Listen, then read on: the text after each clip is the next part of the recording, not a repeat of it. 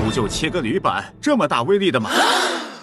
这可真是好家伙啊！高反材质威力真是不小。今天我们工程师从信阳上门拆回来一台3300瓦的激光器，去之前电话沟通，客户只说机器应该是烧了。到地方一看，好家伙，何止是烧了，核数模块直接干报废。通过检测发现，连3号模块也提示故障。我们工程师看到机器坏的这个程度，就询问老板切啥了，把机器搞成这熊样。一听这话，老板就说：“哎，今年生意真是不好干啊，这都1、2个月没有接到订单了。前2天好容易谈成一单，还是切铝板的，但看板材比较薄，想着能试试。好容易谈成的生意，不想再叫泡汤了，但也怕机器不抗高反，所以就先带回来几块板切切试试。前面3、4块都好好的，刚切到第5块就不行了，就看见机器一股浓烟冒出来，我这心啊一下万两万两的。